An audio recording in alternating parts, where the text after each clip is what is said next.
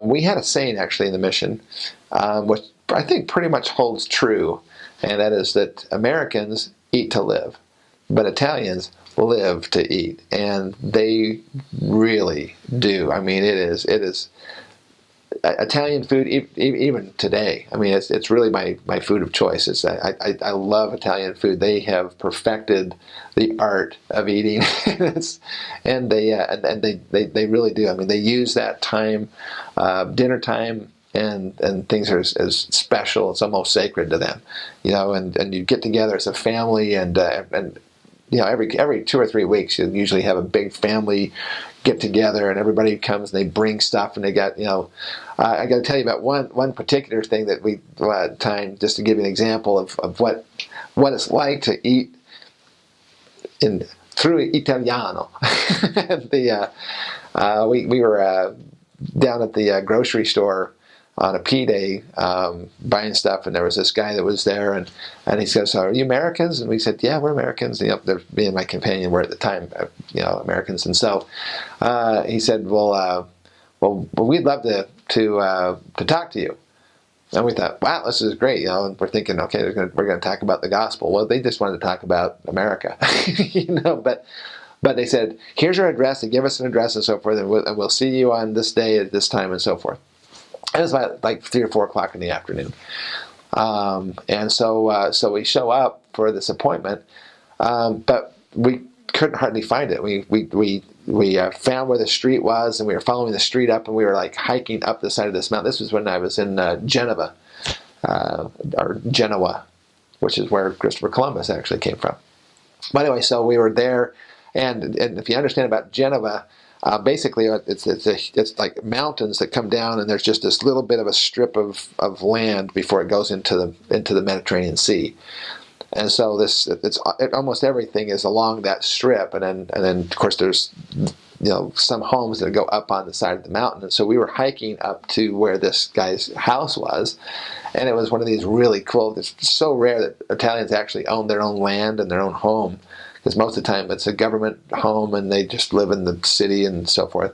But this guy had like a vineyard and had a garden and all this stuff, and he grew most of their own food. They had this big oven, this outside great big like a brick kind of an oven. It's probably about 8 or 10 feet tall and wide, and had a couple different doors on it. And his wife came out, and she's just the cutest little thing. She's got all the apron and everything on, and she actually had started making the dinner a day in advance.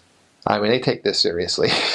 They went up into the mountains and gathered pine nuts to make the pesto and so forth, and the basil, and they were out there, harvesting, and it was almost most of the meal was actually made literally from scratch, and we had a 13-course meal. It started at 3 o'clock in the afternoon, and we weren't done with it until about 8:30 that night.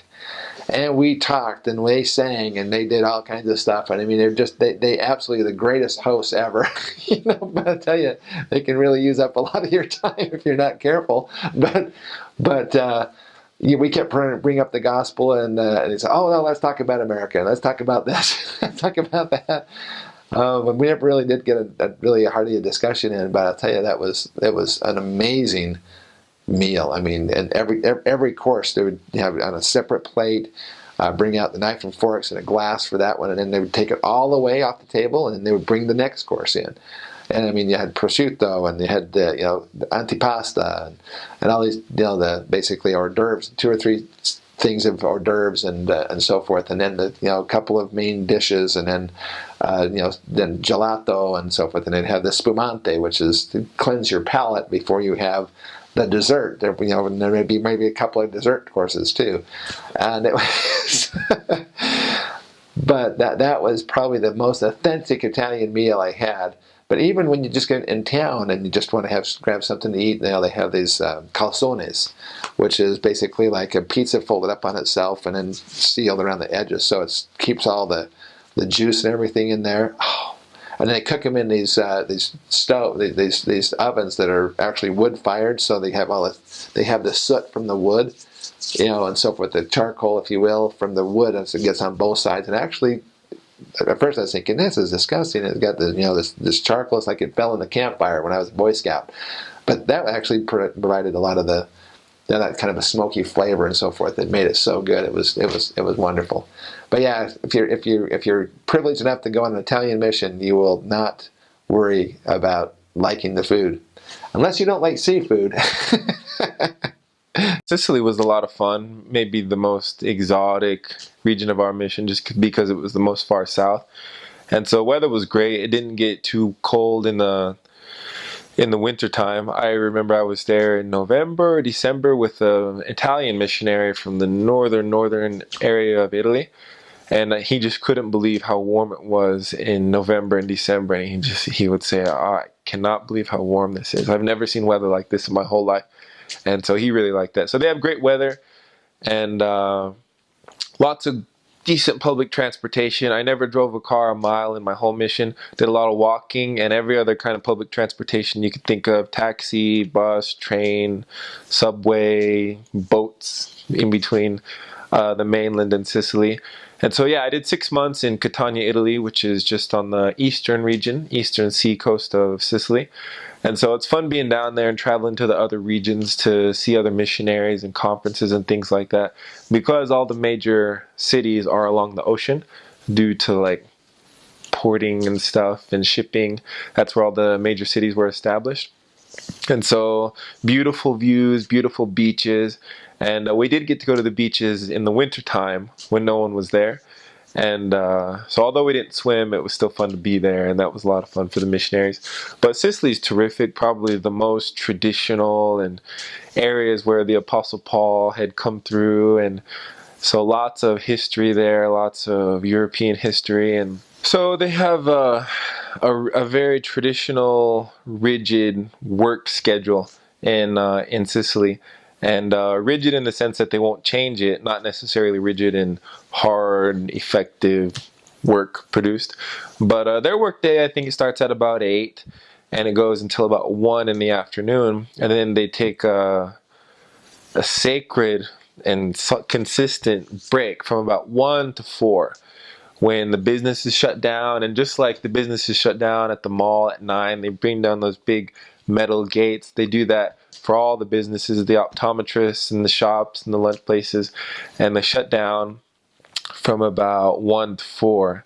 And they'll go home and they'll get undressed and they'll get in their pajamas and they'll go to bed, literally go to bed. And then they'll get up and get work again from about 4:30 or 5 until about 9 or 10. And they have dinner late. They'll have a late dinner at about 10:30. And so at night, when we're getting ready to go to bed, you can hear pots and pans and smell steaks and pork chops and pasta in our neighbors' apartments. And so that was interesting. But yeah, it's just as inconsiderate to go knock on somebody's door at 2:30 in the afternoon as it would be to knock on their door at 2:30 a.m. Because I remember one time we did it. I was with a companion and I said, let's go do some finding right now on our lunch. I forget what we were doing. And he said, I don't recommend that. And I said, yeah, let's just try it. Let's just see what's going on. I've always heard that, but let's just try it. And so he says, okay. And so we went to this gentleman's door. We knocked on his door and he says, who is it? And we announce ourselves, and he comes to the door and he just shouted at us about how inconsiderate it was to knock on his door at this time. And he was in his pajamas. And he says, it's 2:30 in the afternoon. And he just screamed at us. And he says, do you know what time it is? Do you know how rude this is? And he says, leave, I'm trying to sleep. And so he says, I told you. And I said, yeah, you're right. And so I didn't try that again, but it was hard for me to believe that people could, I don't know, feel that way about sleeping during that time of day. But every now and then we'd catch a little nap with them, even though we were supposed to study and prepare during that time. But yeah, they like their afternoon nap, and they believe that it's necessary. And so yeah, that's definitely a part of Italian culture. But as far as businesses go, I don't remember any like major industries or big businesses down there in Sicily, but a lot of family businesses, family restaurants, family shops, things like that. There's an Italian church, a major church, Catholic church, in every region or every city. And in one area, we got close with the don of that of that church. His name was Don Antonio, and we had been cleaning his church for a while. That's how we became friends with him. And over time, he came to really enjoy the missionaries. And so it was fun walking around with him around the city because he knew everybody. And it felt like being with a celebrity. It felt like being with like a high-powered politician, because he would kind of talk down to everybody in the city that he would see. And it was like he was everybody's grandpa or everybody's uncle. And so we'd walk down the street and he'd go into a bar. In Italy, a bar is just like a coffee shop. So we'd go in there and he'd order a coffee and he'd buy us a croissant or a juice. And some 2 or 3 guys would come in and he would talk down to him in a silly type of way, as if he were their uncle or their dad, and say, "Why haven't you called me? Why haven't you done this? Why haven't you done that?" And they'd say, "Oh, I'm sorry, Don Antonio." And they kind of avoid him and say, "No, you're not. You're not sorry. You've been saying that since you were a little kid. You're just like your father." And he'd say, "I wish you were more like these American guys. These are good guys right here." And I always felt so proud to be with him, just that he liked us. And so yeah, we got to go up into his church, which is more like a castle, and he lived in the top floor, and just felt honored to be up there and to be in his presence and in his good graces more than anything, just to be accepted by him. And that was neat, because I remember up there eating lunch with him with his pride. He had jewelry and paintings, and it was mad. It was interesting being up there, because I remember thinking that this is something that a tourist could never experience. Probably for any amount of money, you couldn't come up here and eat lunch with Don Antonio and have his maid prepare this wonderful Italian lunch for you. Her name was Angela. She's a really nice lady. And so I remember just feeling blessed and happy to be up there and experience that unique piece of Italian culture. And so I enjoyed that. But every region has just like a major church, and then there's a priest who's presides over that area. And it's fun just seeing how everybody's connected, because they all are born, and a lot of them just stay in the same area. Yeah, one interesting thing that I did notice about Sicily is just how a lot of times the people are very narrow-minded and simple, and that they don't really think beyond their what they know. And so in that sense, I did meet people from small towns in Sicily that had never literally been outside their city, which was, about a city as small as any university town, as Norman, Oklahoma, or Provo, Utah, or any major, not bigger than that, not a huge industrial hub, but just a regular city, and they've never been outside that area ever. And I remember meeting them and just being fascinated that they had never been to Rome, they had never been to France, they had never even been outside of Sicily nor out of their city. And so I remember asking them, "So you've never been to Rome, you've never been to Milan?" And they'd look at me and they say, "Why do I want to go up there?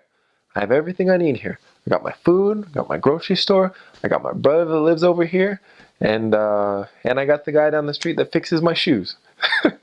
And they'd say, "So why do I need to leave? What am I going to get?" And I just remember being fascinated that these people have lived and died their whole lives in these small areas, and their family owns this apartment or something like that. And so I don't think that's something that you see in other regions. It's just that tendency to just be so simple that you're not interested in anything the world has to offer. Just live and die in your own little city. But they take great pride in where they're from, and they definitely represent their culture and their region. And so that was interesting. So Venice, okay, first thing, public transportation. Public transportation in Italy, unless you're a zone leader or an AP, you won't drive. And not even all zone leaders drive either. It's mostly for long travels, and in some cities, you'll use a lot of train. You'll be riding the train a lot.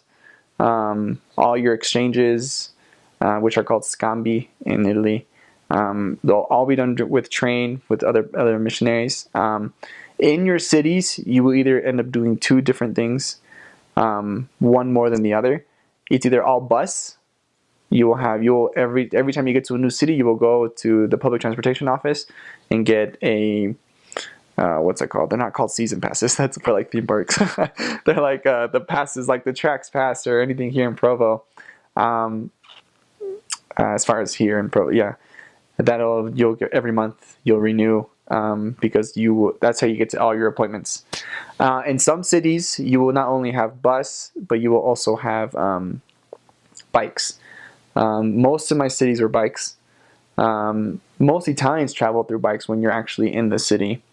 Just because, like I said, Italy is built on this old Roman sort of like way of building that every city is supposed to be walkable because they didn't have cars back then. So, and you'll definitely see that because you'll be like, how do cars fit here? How are Italians? Oh, I guess that's probably the most impressive thing. Like, Italians are incredible drivers. They're so good. You're going to be getting on these ginormous, like, huge buses, and they're driving through the most intense traffic at super high speed, swerving and turning and like literally missing other cars by inches. Like, one time I just wanted to do an experiment. I stuck my hand out, and it's easy. You can touch everything. It's so close. But you also have to be careful when you're walking in the streets, because if they're coming behind you, you have to get on the wall to make sure. Sometimes like it feels like they're going to hit you, but they won't. Yeah, and as far as like other transportations, if you get to really big cities like Milan, Torino, you'll be hitting the subway system that's those big cities have built, or kind of like a tram system, which kind of like San Francisco, where you have like the trolleys that go through the railroad on the street sort of thing, except they're not really railroad things, but bigger cities have those. But most of your cities, you're just going to have bus and bike for the most part as far as transportation. In Venice, the whole area is called Venezia. Well, I guess they call it the Friuli. That's what it's, the region. Italy's divided into different regions, would be kind of like our states. And in those states, you have a bunch of cities. Venice is definitely the most popular in this region. And a lot of cities are pretty similar. Transportation in Venice. So missionaries don't work in Venice. I mean, they work in Venice, but they don't live in Venice. So Venice is out. It's a city built on water. The actual land city that you live in is called Mestre. And unless you're well, that's where the zone leaders for that. Well, I can't say that because they change all the time. So that's what they used to be. And if you have investigators, or if you have people you want to attract in Venice, which is usually kind of hard because it's very touristy, you'll have the same problems in Florence and Milan, Pisa, Leaning Tower of Pisa. That's in your mission, and some other famous places. We usually didn't do that much attracting there, just because it's so touristy at certain times of the year that it won't really matter that much, because you'll be end up getting people that don't live there, and the process of referral sometimes it's really more effective if you just actually find the people that are there. And so you'll definitely run into a lot of members though, and they'll buy you gelato or ice cream and stuff like that, which is always fun. But so Venice is, when you do go there though, and if you ever do have some work, there are some members that live there, so you'll have the opportunity of going there, eating dinner at their house, and you get to look out the window, and then you just see water in all the streets, which is really amazing on the sunset and all this. You can get as cool as you can think, and that's it. You will forever be awed for like all the amazing things that you can find there. But it's what you think. You go to Venice. There's very tiny little streets, like most Italian cities, but this one's a little more artsy about it. They're called vicoli, little tiny streets. And you'll be walking there, all of a sudden you'll come out, and it's just the main street, and it's water. The buses there are boats. So you get on these like public huge boats that just go all the way around. Of course, you see the gondolas. You see the men in the striped shirts and singing their Italian romantic songs of people that are on the gondolas. And it's definitely a magical city. It's definitely a city that you would want to go visit. And as far as work there and food there is amazing. Work there is a little harder, like I said, but doable. But mostly you'll be working in like the main city called Mestre. That's where most of your work you'll be done. You can definitely get a lot of bucket list things done there. If you're really on P-Day, only on P-Day, you can find you can recreate a lot of movie scenes. So if people have ever watched The Italian Job or Indiana Jones or oh gosh, there were some other ones. You can probably do the research. There are certain scenes that are done in a certain way, and we had a missionary. Oh, this is actually a memory that I forgot I had. We had a missionary who was way into the films, and he knew all the places in Venice where these movies took place. And what he did one P Day, he took us on this movie tour, and we went to every place where they shot one of these famous movies that we all loved, and we recreated the scene as if we were the characters. And it was just so fun to recreate these iconic movies, and actually be in Venice doing it. And I don't know, but you'll find so many other, like you'll find Leonardo da Vinci's artwork. You'll find a bunch of other artists. You'll find Burano, which is the famous glass making island. This whole island is just dedicated to making glass. And you can find this is like you have free people that are just making like these amazing glass like pieces of artwork, and there's just glass sticking out of everywhere. There's this glass island. You'll have the masks, the Venetian masks, kind of like the whole little Phantom of the Opera sort of looking thing. And also, I guess there's another big thing. Every February, the whole city dresses in pretty much like Phantom of the Opera stuff. The whole city turns into this old Venetian sort of like Renaissance sort of thing. So like that morning, everyone comes out, the women in huge dresses and the men in like these fancy tuxes and everything, and other different costumes, jokers, like everyone with a mask. Everyone is wearing a mask. And the whole city turns, and several cities actually do this. There's a city still in that same area called Cividale. If you ever serve in Udine, you'll have the chance to go see that. But there's one day in the whole year, the whole city goes medieval. So like, people come out in like armor, or they come out with like rags as if they were like poor, like medieval sort of like people. They lay hay in the streets. There's horses. They go all out, the whole city. And several other cities, like I said, do different things like that. But yeah, I mean, as far as like experiences there, it'll be a handful. That's for sure. Yeah.